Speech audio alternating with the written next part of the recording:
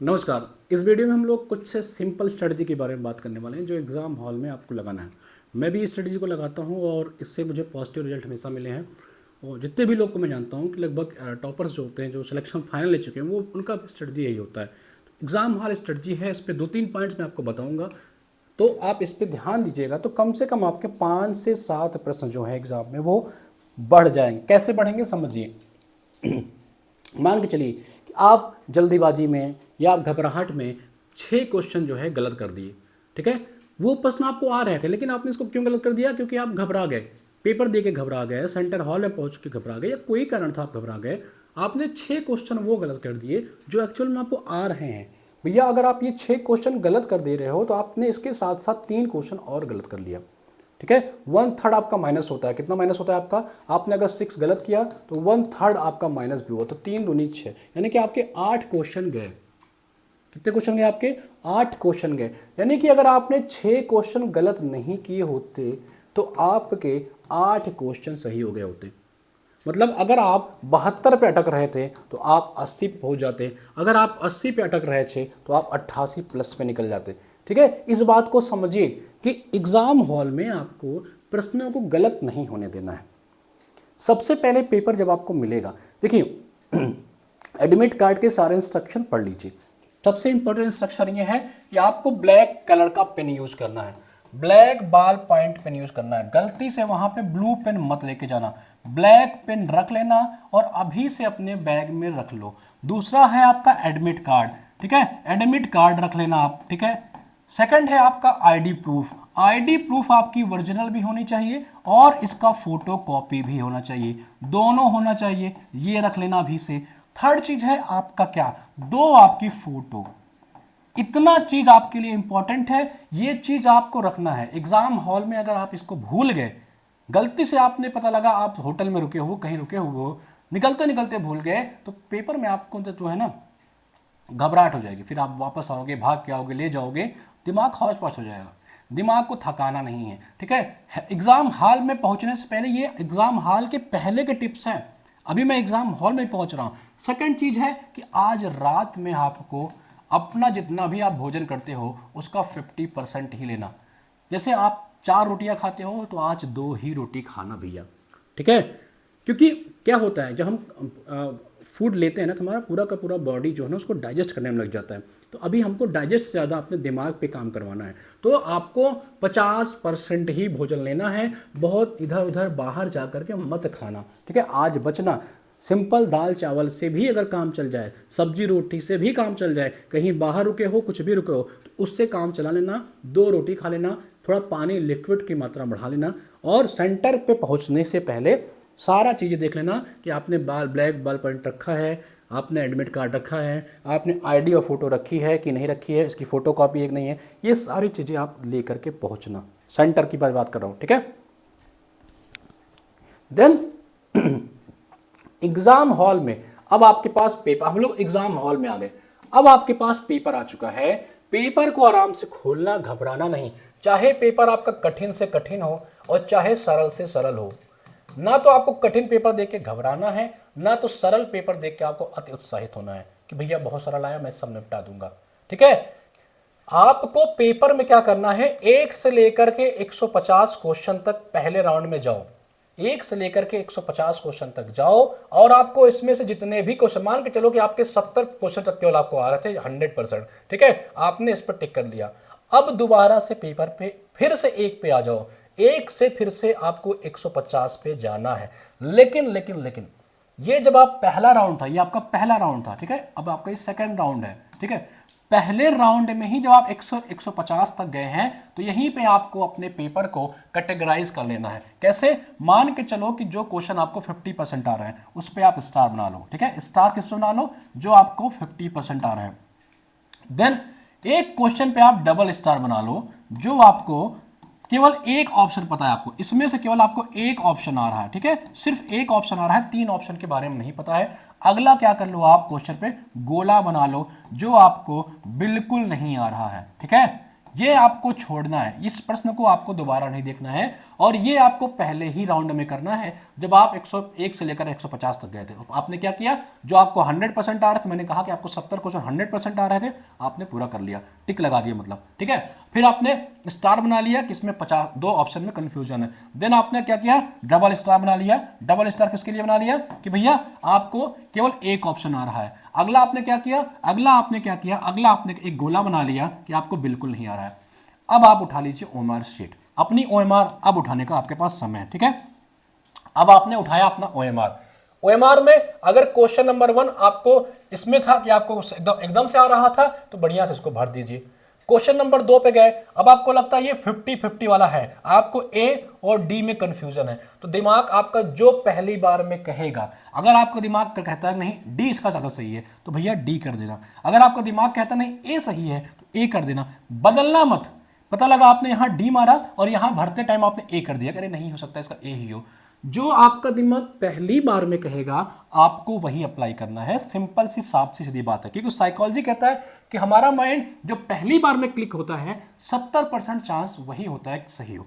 अगर आपका दिमाग ए कह रहा है तो चुपचाप यहां पे ए बढ़ना और आगे बढ़ जाना, ठीक है। अब आप तीसरे प्रश्न पे आ गए। अगर आपको तीसरे प्रश्न पे लगता है कि केवल एक ऑप्शन पता है एक ऑप्शन पता है, 3 आपको नहीं पता भैया, देखिए अब मेरी बात समझिए, यहां पे आता है आपका रिस्क लेने का क्षमता, कि आप कितना कैपेबल है रिस्क लेने के लिए। भैया रिस्क है तो इश्क है, ठीक है। हर जगह जो जीवन में रिस्क लेता है वही आगे बढ़ता है। अब समझो यहां पे आ गया आपका रिस्क लेने की क्षमता।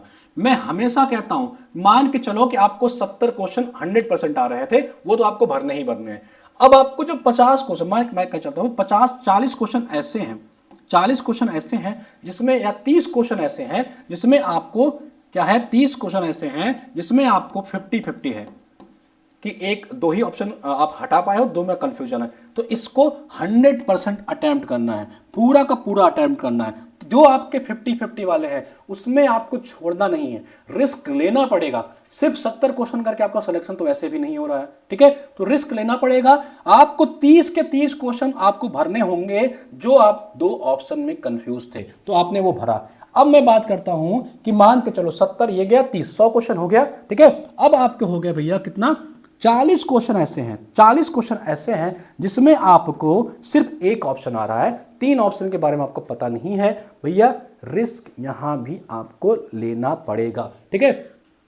70 आपको आ रहे थे, ठीक है, अब आपने 30 में रिस्क लिया है, 50-50 में। हो सकता है इसमें से आपका 15 गलत हो, 15 सही हो, ठीक है। मगर मान के चलिए आपने 15 गलत कर दिए तो आपका 20 गया, ठीक है। 15 आपका 50-50 में 50% में 15 सही 15 गलत, तो 15 जो गलत हुआ वो 5 अपने साथ और ले गया, आपका 20 गया। तो आप कितने पॉजिटिव हुए, यहाँ पे 10 क्वेश्चन आपका नेट, तो 70 आपका यहां सही हुआ, 10 आपका यहां से, यानी कि 80 क्वेश्चन। और 80 क्वेश्चन में भी कट ऑफ निकलेगा कि नहीं निकलेगा, इसमें आपको कंफ्यूजन है, ठीक है। 70 भी जो आप 100% सही मान रहे थे, कभी कभी क्या होता है उसमें भी 4-5 क्वेश्चन गलत होता है। तो मैं मान के चल रहा हूं कि जो आप 100% सही सोच रहे थे उसमें भी आपका 5 गलत है, तो यहां 65 और यहां आपका 10, तो आप 75 क्वेश्चन नेट पे पहुंच रहे हो। अभी भी आपको रिस्क लेना पड़ेगा, कहां, इस ऑप्शन में। तो भैया जो 40 क्वेश्चन आपके बच रहे हैं, कितने हो गए, 70, 30, 100, 140। इस 40 क्वेश्चन में भी आपको कम से कम 20-22 क्वेश्चन अटेम्प्ट करने पड़ेंगे, मिनिमम। तब जाकर के आप 80 के ऊपर जा पाओगे, 85 के ऊपर जाओगे और आपका प्री क्रैक होगा। तो इस बात को समझिएगा, यहां भी आपको रिस्क लेना पड़ेगा, कोई ना कोई फैक्टर, एलिमिनेशन फैक्टर, कुछ ना कुछ लॉजिक लगाना पड़ेगा, बिना इसके काम आपका नहीं हो सकता। ये मैंने एक एग्जांपल लिया है कि ऐसा हो सकता है कि आपको एक ऑप्शन वाले केवल 20 ही क्वेश्चन मिले, तो 50% क्वेश्चन आपको उसमें भी अटेम्प्ट करना चाहिए मिनिमम। मान के चलिए कि 40 क्वेश्चन आपको हैं, तो कम से कम 20 क्वेश्चन को आप अटेम्प्ट करने का प्रयास करिए, ताकि कम से कम 3 से लेकर के 5 क्वेश्चन आप माइनस हटा करके यहां से निकाल लो। और अगर आपने यहां 5 क्वेश्चन और निकाल दिया तो आप आ गए 80 पे। ये मैंने वो कंडीशन बताया है जो सबसे कठिन दौर होगा, जब सबसे कठिन पेपर आने वाला होगा, जब आपको 40 प्रश्नों में एक ऑप्शन पता चल रहा होगा। लेकिन ऐसा बहुत कम होगा, ये केवल 20 से 25 क्वेश्चन ही ऐसे होंगे जिसमें आपको एक ऑप्शन के बारे में पता होगा, ठीक है। अब आपने यहां से नेट 3 से 5 क्वेश्चन निकाल लिया और आप नेट 80 क्वेश्चन पे आ चुके हो। अगला क्या है आपका? अगला है आपका ऐसे ऑप्शन जिसमें आपको बिल्कुल नहीं आ रहे हैं। तो अगर आपको बिल्कुल नहीं आ रहा है, आप चाहते हो कि आप यहां पे सुरक्षित पहुंच चुके, तो भैया रिस्क मत लो। अगर आपके पास समय है, मान के चलो 10 ऐसे क्वेश्चन है आपको बिल्कुल नहीं आते हैं, कि आपको एक ऑप्शन के बारे में जानकारी नहीं, तो मत करो, छोड़ दो, इतने पे आप काम करो, ठीक है। तो इस तरीके से लॉजिकली आपको सोचना है। सिंपल मेथड यही है भैया, यही होता है तरीका। क्या करना है आपको, एक बार समराइज कर देता हूं मैं चीजों को, समझिए।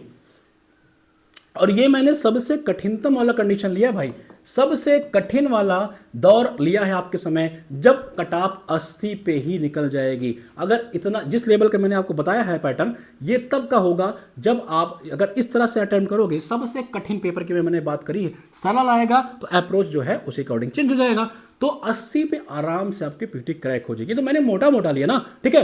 तो भैया क्या करना है आपको, एक बार फाइनल तरीके से समझो। सबसे पहले 1 से लेकर के 150 तक जाओ, ठीक है। उसमें आपको जितना आ रहे हैं, मान के चलो कि आपको 50, 60, 70 जो आ रहा है आपको पूरा का पूरा करो। देन आपको कैटेगरी वाइज डिवाइड करना है। पहले ही राउंड में कैटेगरी वाइज डिवाइड कर लेना है, ठीक है। स्टार बना लिया 50% वाला, डबल स्टार बना लिया केवल एक ऑप्शन आ रहा है, गोला कर दिया बिल्कुल नहीं आ रहा है, ठीक है। इस तरह से कैटेगराइज कर लो। 50% वाले सारे क्वेश्चन अटेम्प्ट करने पड़ेंगे आपको, ठीक है। एक जो ऑप्शन आ रहा है उसमें भी 50% क्वेश्चन अटेम्प्ट करने का प्रयास करो। मतलब अगर एक ऑप्शन केवल आप एलिमिनेट कर पा रहे हो, ऐसे 20 क्वेश्चन है, तो कम से कम 10 क्वेश्चन वहां भी अटेम्प्ट करना पड़ेगा। जो बिल्कुल नहीं आ रहे हैं उसको आप स्किप कर सकते हो, उसको आप छोड़ सकते हो, ठीक है। तो इस तरह से अगर आप अप्रोच लगाओगे तो आपका नेट जो है इतना ठीक ठाक हो जाएगा कि आप आराम से पीटी क्रैक लो। बिल्कुल घबराइएगा नहीं, ठीक है। रिस्क लेने में बिल्कुल घबराइएगा नहीं, अरे यार कहीं ज़्यादा गलत हो गया, कुछ मत सोचिए। इस अप्रोच से काम करिए, आपका आराम से पीटी क्रैक होगा अगर आपकी ठीक ठाक कॉन्सेप्चुअल क्लियरिटी है, ठीक है। फैक्चुअल तो देखिए, फैक्चुअल चीजें भूलती हैं, लेकिन कॉन्सेप्ट कभी नहीं भूलता है। अगर आपने कॉन्सेप्चुअल अच्छी क्लियरिटी कर रखी है, करंट अफेयर पे आपका अच्छा खासा पकड़ है, तो आराम से आप जो है इसको क्रैक कर लोगे। और एक चीज और, करंट का क्वेश्चन मत छोड़ना। करंट का क्वेश्चन में अगर आपको रिस्क लेनी पड़े तो उसको ले लेना, क्योंकि कभी कभी क्या होता है, हम करंट अफेयर पढ़े होते हैं लेकिन हमको एग्जाम में याद नहीं आता है। तो अगर 100% भी रिस्क लेनी पड़े तो करंट अफेयर वाले प्रश्नों में ले लेना। कहीं ना कहीं हो सकता है, कहीं हमारे वीडियो से, कहीं पीडीएफ से, आईजीएसटी से आप देखे रहते हो, लेकिन एग्जाम में आपको भूल जाता है। तो करंट के क्वेश्चन में रिस्क ले लेना, सही होने के चांस ज्यादा होते हैं, ठीक है। और क्या करना है आपको, अगर किसी ऑप्शन में मान के चलो option A B C D, किसी ऑप्शन में आयोग ने ब्रैकेट में भी कुछ कोई ऑप्शन मान के चलो, यहां लिखा हुआ है क्या, यहां लिखा है भारत, ठीक है, और यहां ब्रैकेट में लिखा है गुजरात। तो अगर किसी ऑप्शन में ऐसा मिलता है कि भारत लिखा है गुजरात, बाकी सब मात्रा में ऐसे एक ही नाम लिखा हुआ है, तो कोशिश करना, अगर आपको बिल्कुल तुक्का ही मारना, मैं कह रहा हूं आपको तुक्का ही मारना है इस प्रश्न में, तो आप भैया डी वाले ऑप्शन के साथ जाना, ठीक है। ज्यादातर चांस होता है 60% के आसपास कि यही सही होगा, ठीक है। ज्यादातर 40% केस में ऐसा नहीं भी होता है, लेकिन अगर आपको बिल्कुल नहीं आ रहा है तो आपको ये करना चाहिए। अब आता है असर्शन और रीजन। असर्शन और रीजनिंग वाले जो क्वेश्चन आते हैं उसका समझो। सिंपल सा लॉजिक यही है कि पहले पहला स्टेटमेंट पढ़ लो, दूसरा स्टेटमेंट पढ़ लो। अगर कोई स्टेटमेंट गलत लग रहा है, ठीक है, तो सबसे पहले उसको काट लो। सिंपल सी बात है, अगर कोई स्टेटमेंट गलत लग रहा है काट लो, फिर उसी हिसाब से ऑप्शन सेलेक्ट कर लो। लेकिन अगर कंफ्यूजन तब होती है जब दोनों स्टेटमेंट सही हो और वो उसको एक्सप्लेन कर रहा है कि नहीं कर रहा है, ठीक है। कुछ लोग अलग तरीके से करते हैं कि बिकॉज लगा लो, क्योंकि लगा लो, ठीक है। मेरा मानना यह है कि सबसे पहले आप रीजनिंग पढ़ लिया करो, जो आपका सेकंड ऑप्शन है, जो उसका रीजन होता है उसको पढ़ो, ठीक है। अब उस रीजन से अगर आपको असर्शन मिल रहा है तो ही आप उसको सही मानोगे कि इसका स्पष्टीकरण हो रहा है, ठीक है। बाकी इस क्वेश्चन में दुनिया भर की ट्रिकें हैं, दुनिया भर की चीजें हैं, वो ऑन द इंस्टेंट आपके माइंड का रीजनिंग चेक करने के लिए होता है। ये हमारे रीजनिंग आपके रीजनिंग से नहीं होने वाला है, ठीक है। इसमें क्या होता है, आपको इंस्टेंट ये क्वेश्चन आते ही इसीलिए है कि आपकी रीजनिंग की अप्रोच कैसी है। तो भैया इसमें ये काम करना, अगर पहला दोनों स्टेटमेंट पढ़ लिया आपने, अगर कोई गलत लगता है तो वही तो क्वेश्चन वही निपट गया। लेकिन अगर आपको लगता है ये भी सही है और ये भी सही है, तो ज्यादा एक बार कोशिश करना कि जो सेकंड और रीजनिंग है उस पर ज्यादा फोकस करना। 70% फोकस करना आप रीजनिंग पे उसके, और 30% फोकस करना उसके असर्शन पे, ठीक है। अगर ये 70% इसको अपने अंदर समा ले रहा है, इसको कैच कर ले रहा है, देन आपका इसका एक्सप्लेनेशन है। अगर आपको कहीं से भी डाउट हो रहा है, आपका अंतर्मन कर नहीं यार ये इसको सेटिस्फाइड नहीं कर पा रहा है, देन आपको कहना है भैया है तो दोनों सही, लेकिन ये एक दूसरे को सेटिस्फाइड नहीं कर रहे हैं। सिंपल सी लॉजिक है, इसको समझ लेना। ठीक है भाई, अगला क्या है, तो इस तरह के आप अप्रोच करना है। सारी सिंपल सी बातें हैं, सब यही करते हैं और सबका यही करके 5-7 प्रश्न कोई ऊपर निकल जाता है। फिर आपको लोग ज्ञान देने आते हैं कि हमारा बार बार 7 बार से पीटी हो रहा है, कोई आपको 1000 बार बताएंगे, कुछ नहीं, यही तरीका होता है, सब यही अपनाते हैं। ठीक है, यही सिंपल लॉजिक लगा करके आपके क्या होंगे, 6 प्रश्न जो गलत होने जा रहे थे वो गलत नहीं होंगे, और जब 6 गलत नहीं होंगे तो आपके 8 प्रश्न ज्यादा सही हो जाएंगे। जहां आप 82 पटकते वहां आप 90 के ऊपर निकल गए। ठीक है, तो यही कारण है, यही ज्ञान है, यही सब कुछ है, यही आपको लगाना है। बाकी पढ़ते रहिए, डटे रहिए, शुभकामनाएं।